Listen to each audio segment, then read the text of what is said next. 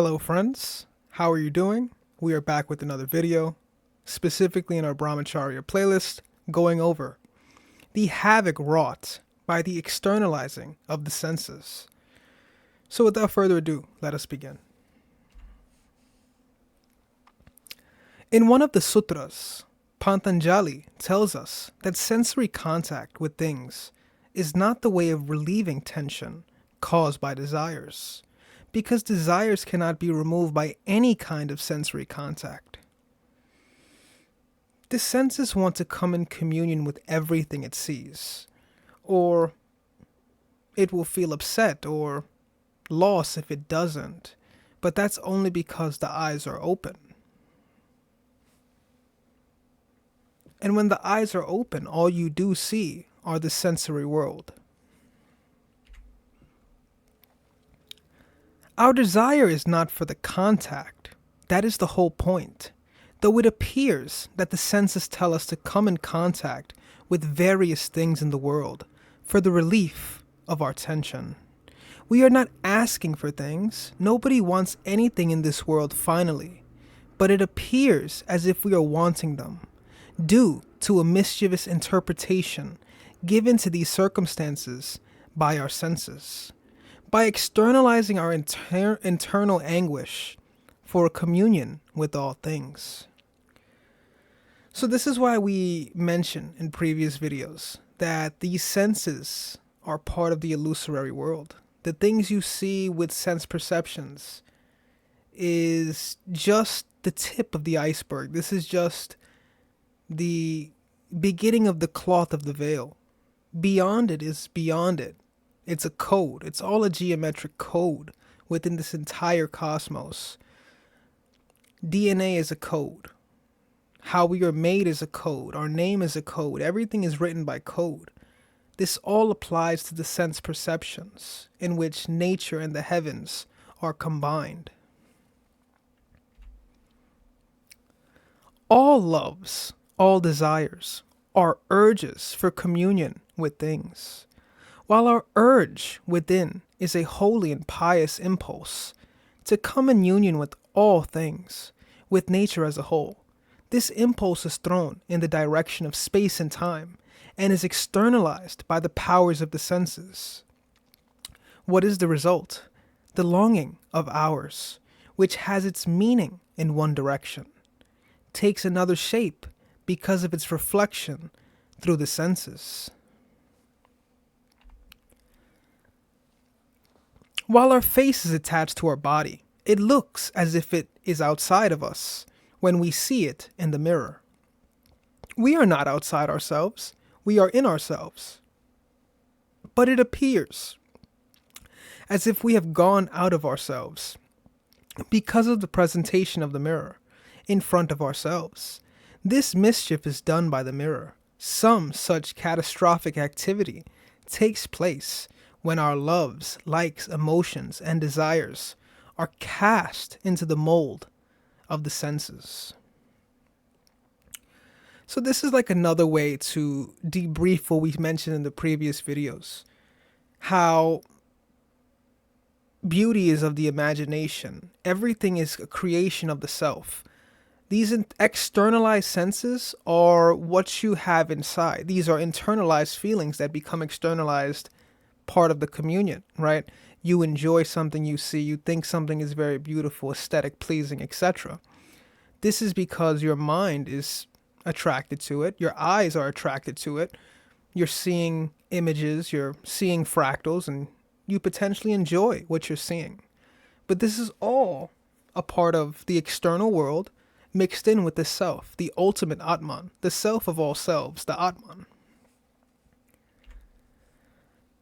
The senses have only one work to do, to externalize everything, whether that's scent, sight, hearing, speaking. It's to externalize something. It's to put something outwards, when in reality, everything is inwards.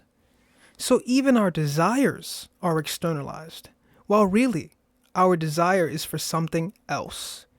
That is the reason why we are not satisfied.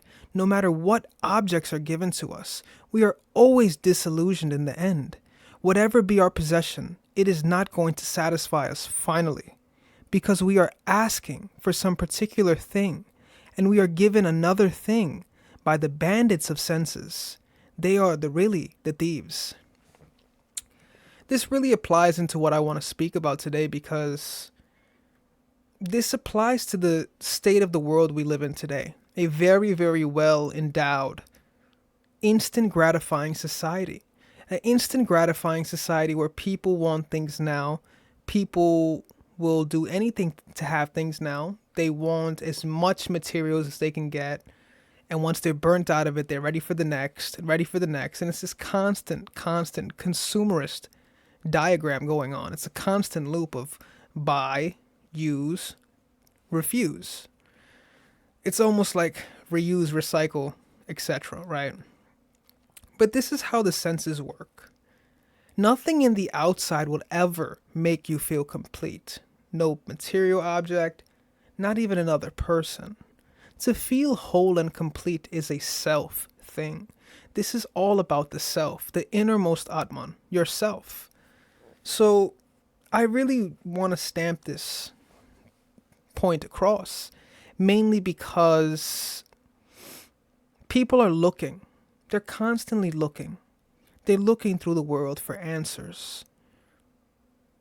They have the questions, but they have to realize the answers are all within. There are no external pleasures that will find you or lead you to yourself. The self is the self. Now, this is why when many people ask me about meditation, etc., they feel bored after a little bit, because they're not getting any stimuli, no external stimuli to really bounce off their senses. There's nothing happening in the eyes, nothing happening here. It's almost silent. It's silence of all the senses. That's exactly where you want to be, where everything is cut out. Silence, scent, seeing. You want to close your eyes and meditate and release yourself from the sensory world. And when you do that, you end up becoming Atman. You become part of Atman. Now you become the ineffable force, the imaginative principle that created everything in this world, the intelligence that's holding this whole cosmos together. It's the forever giving life that does not ask for anything in return. It's not even a sensory itself. It's God itself. This is where you want to be at during meditation. You don't want any external worldly things to get between you and the ultimate source. This is why it's important for us to explain that the external senses are illusory. This is Brahma in disguise.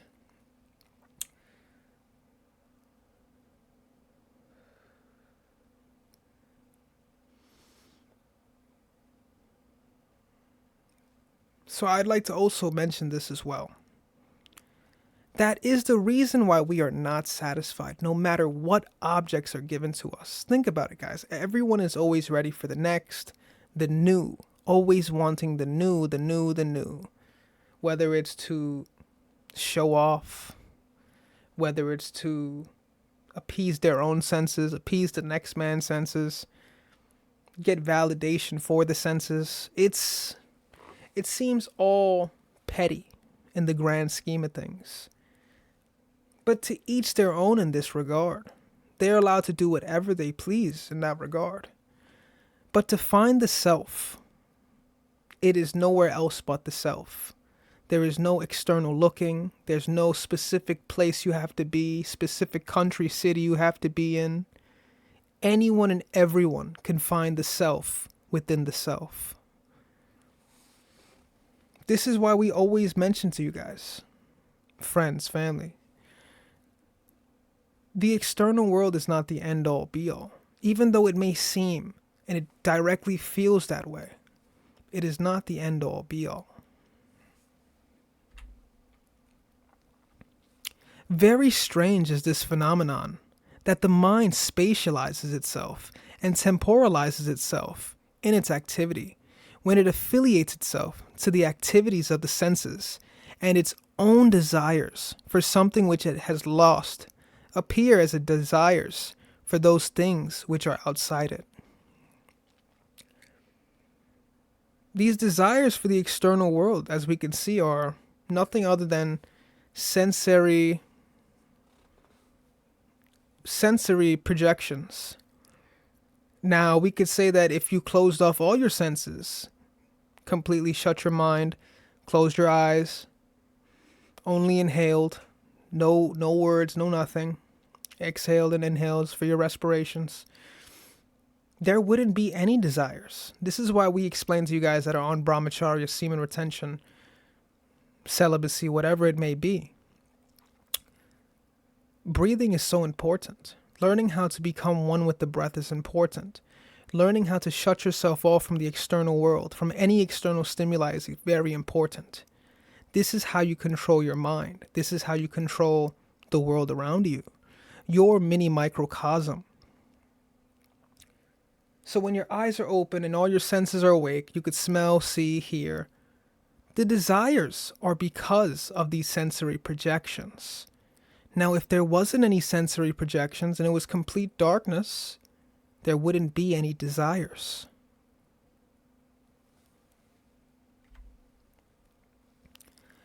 This is a highly significant situation in which everyone is finding himself or herself something which escapes one's notice always. A very dangerous circumstance about which we need not talk much, because it is so clear, and one need not be told again and again as to why the ways in which we try to fulfill our desires are not the proper ways. This goes without saying. Any indulgence of anything can lead to your demise. Sexual indulgence, indulgence of food, alcohol, smoking, etc. Anything of the senses where you indulge in, you do too much, will destroy the body. It will destroy the physical body and the interior soul. That's what it's going to destroy. This is why we say that attempting to fulfill these sensory desires that are insatiable, these desires are insatiable. Think about lust for many people.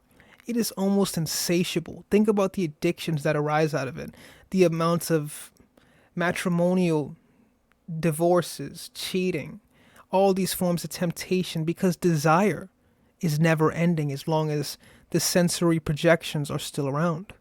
Desire will always be abundant if sensory projection is around. Firstly, there is a basic blunder in the very attitude of the mind in imagining that what it seeks through the fulfillment of desires lies outside it. The other blunder is that in the movement towards the so-called external things, it has lost its energies. It has weakened itself. The self, when it becomes the non-self, becomes a corpse, becomes dead. Let's run that back again, guys. Firstly, there is a basic blunder in the very attitude of the mind, in imagining that what it seeks through the fulfillment of desires lies outside of it. To render that again, guys, we understand that there is nothing that is outside of the self. The self is what creates desires. The self is what creates pleasing moments. There is nothing external outside of yourself. Everything is interconnected within. So this is why we say it's an imaginary sense, that the mind, in imagining what it seeks, what I seek, what the ego, self seeks, through the fulfillment of desires, lies outside of it. This is also the physical sensory projections taking over again. The other blunder is that in its movement toward the so-called external things, or the external world, or what you want to commune with in the external world, it has lost its energies in the process. It has weakened itself in the process. The self, when it becomes the non-self, becomes a dead corpse. Think about many of the addictions that men face. What if they were blind most of their life? What if you were born blind? Let's just give a scenario. Many of the addictions you had probably would be non-existent because you would never see anything. Now, am I saying that vision is a curse? Not necessarily, but it has led to many bad decisions in the sensory world because people cannot control the senses. They believe that the desires are outside of themselves, but the desires are being fueled from within. The passion is fire from within. And it's essential we go over this last sentence. The self, when it becomes the non self, when you go outside of yourself for these desires, you become a corpse. You lose that spiritual connection. You lose your connectivity to the divine, to the Kether of Kethers, the top ether, this eternal flame that's constantly spinning, giving us what duality is in this cosmos. So, a person who has desires is a weakling. He has no strength at all. He has neither physical strength nor mental strength. The more the unfulfilled desires, the greater is the weakness of the body and the mind. One cannot walk even. One cannot digest food. One cannot think, cannot remember anything. This happens when there are too many desires unfulfilled. But what to do under the circumstances? Like we said, guys, family, friends, desires are like a dragon with an insatiable thirst, an unquenchable hunger. It's almost as if you keep feeding it and it never gets full. That's what the desires are like. Up until you are no longer the self. It's essential that you get a hold of the self, your true self, the Atman of Atmans, the actual I. You get a hold of the I, because we are all the same I. We are all one, pulling on the same strings on the heart. This is what we know as Tiforeth. So guys, this has been the Havoc Wrought by the Externalizing senses. Thank you guys for coming again, viewing the video, leaving kind comments, leaving likes. It's your guys' work that helps to continue this channel grow and for me to continue making videos like this. And I'm also thankful that I got another opportunity to make a great video for you guys like this as well. So please, guys, thank you for everything you have given, the time. It does not go unnoticed. Thank you guys so much. And understand that when we make these videos, it's not to nitpick at certain individuals or to judge anyone or to undermine anyone, etc. We do this because we want to bring awareness. We want people to understand who they really are. Who is under this sheath of skin, flesh, chyle, fats? Who is underneath? Who is this heart beating for? That is the ultimate reason we do this. This is the grand work, everyone. So thank you once again, guys. And please, have a great day.